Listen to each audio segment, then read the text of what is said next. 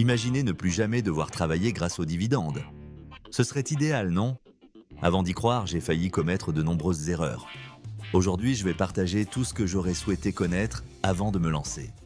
Dans cette vidéo, je vous expliquerai comment j'ai déterminé le montant nécessaire pour vivre de mes dividendes en France, pourquoi j'ai frôlé le piège des rendements élevés et la stratégie que j'aurais adoptée si j'avais été informé à 30 ans. Attention, ce n'est pas ce que la plupart des gens pensent. Partie 1. Le calcul fondamental. Tout d'abord, précisons que je ne suis pas conseiller en investissement. Ce que je partage est ma réflexion personnelle. Faites votre propre analyse avant toute décision financière. Commençons avec quelque chose d'évident. Lors de ma quête pour savoir combien investir pour vivre de mes dividendes, j'ai recherché une formule simple.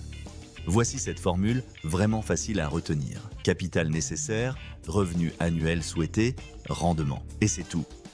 Pas plus compliqué que cela. Laissez-moi vous donner un exemple concret. Disons que je vise 2 000 € par mois de dividendes, soit 24 000 € par an. Avec un rendement moyen de 4%, cela signifie 24 004 600 000 € à investir. Si mon rendement monte à 5%, 24 005, il a 480 000 €. Et avec un rendement de 3%, 24 003, il y a 800 €. C'est aussi simple que cela.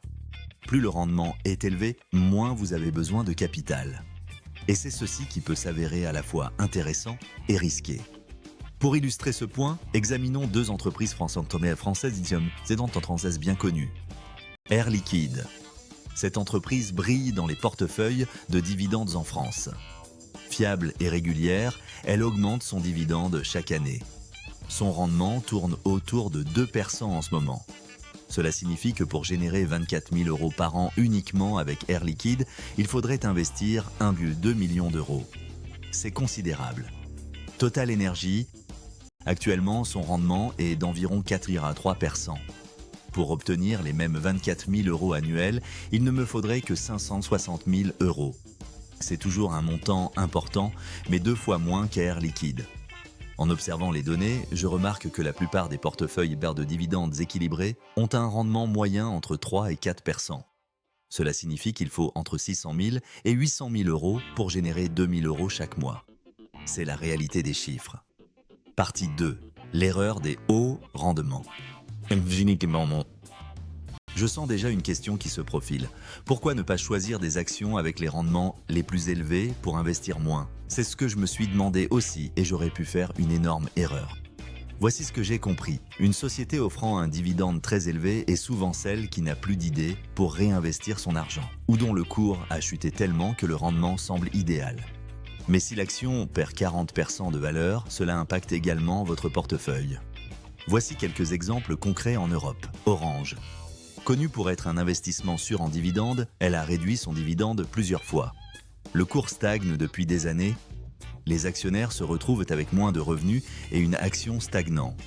EDF. Avant d'être rénationalisée, elle a drastiquement abaissé son dividende face à ses difficultés financières. Cela s'est produit du jour au lendemain. Renault. En 2020, dividende suspendu, 0 à vie. La leçon est claire. Chaque euro distribué en dividende est un euro non réinvesti. Si une entreprise cesse de croître, le dividende peut disparaître très rapidement. Partie 3. La réalité pour la plupart d'entre nous. Parlons des chiffres réels.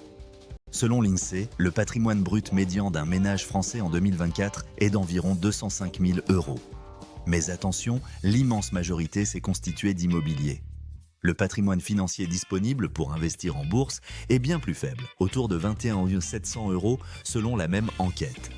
En d'autres termes, si vous prenez un Français typique et placez ses économies financières dans un portefeuille à 4%, cela génère environ 870 € par an, soit 72 € chaque mois. Ce n'est clairement pas assez pour vivre. C'est là que j'ai pris conscience de l'importance de ne pas se concentrer uniquement sur les dividendes au début, car cela aurait pu freiner ma construction de capital et m'éloigner de mon objectif. Vanguard a mené une étude comparative entre une stratégie axée sur les dividendes et une stratégie de rendement total sur le long terme. Résultat, un portefeuille diversifié a généré environ 10,5% par an contre 9,4% pour un portefeuille de dividendes.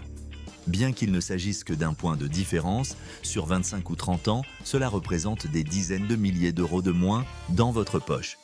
Cela s'explique principalement par la focalisation sur des secteurs défensifs plutôt que sur les secteurs technologiques en pleine croissance ces dernières années. Partie 4. Ce que je fais à votre place. Selon l'âge. Voici comment je perçois la situation en toute transparence. Je tiens à rappeler que je ne suis pas conseiller financier, juste une réflexion personnelle. Si vous avez moins de 35 ans, à ce stade, j'aurais placé toute ma mise sur la croissance, pas sur les dividendes. Pourquoi ? Parce que le temps est de votre côté. Même si vos titres baissent de 20 ou 30%, vous avez des décennies pour vous redresser. De plus, avec un capital modeste, les dividendes ne sont pas véritablement significatifs. 10 000 euros à 4% rapportent 400 euros par an. Pas de quoi changer votre quotidien. En revanche, ces 10 000 euros croissant à 10% par an pendant 30 ans, cela devient plus de 170 000 euros. Ma recommandation concrète, optez pour des ETF diversifiés comme le MSCI World ou le CAC 40, idéalement par l'intermédiaire d'un PEA pour les avantages fiscaux. Entre 35 et 50 ans, voici l'âge où je me trouve maintenant. J'ai commencé à intégrer des dividendes progressivement dans mon portefeuille. Ce n'est pas immédiat ni massif, mais graduel. Je dirais qu'autour de 35-40 ans, allouer 10 à 15% de votre portefeuille à des ETF de dividendes de qualité devient utile. Dans la quarantaine, cette part peut atteindre 20 à 30% selon votre situation. L'objectif est de créer un moteur de revenus passifs qui croît à l'unisson avec votre capital. Préparation à la retraite. Ici, la priorisation change totalement. La génération de revenus réguliers devient essentielle. Une part de 40 à 50% consacrée aux dividendes peut se justifier selon votre tolérance au risque et vos besoins. Maximiser l'assurance vie est crucial car elle offre un cadre fiscal très avantageux. Un point essentiel en 2026, le livret A est à 1,5% et le LLP à 2,5% depuis février 2026. Ce n'est pas impressionnant, mais c'est totalement sûr et exonéré d'impôts. Pour un revenu stable à court terme, ces produits ont leur place dans une stratégie globale, surtout comme épargne de précaution avant d'investir davantage. Partie 5. La fiscalité en France. Un élément crucial. Cette partie est moins agréable, mais elle est probablement la plus importante pour optimiser vos gains. En France, les dividendes sont soumis à la flat tax appelée prélèvement forfaitaire unique, PFU. À compter de janvier 2026, ce taux est passé à 31,4%, en hausse par rapport aux 30% précédents. L'augmentation provient d'une hausse de la CSG votée fin 2025. En gros, le PFU inclut 12,8% d'impôts sur le revenu et 18,6% de prélèvements sociaux. Exemple, si je perçois 24 000 euros de dividendes sur un compte titres ordinaire, je paie 7 936 euros d'impôts, me laissant avec 16 464 euros net. C'est conséquent. Cependant, 2 outils fiscaux en France permettent de réduire cette facture. Le PEA, plan d'épargne en action, c'est mon outil préféré. Après 5 ans, les gains et dividendes dans le PEA sont exonérés d'impôts sur le revenu.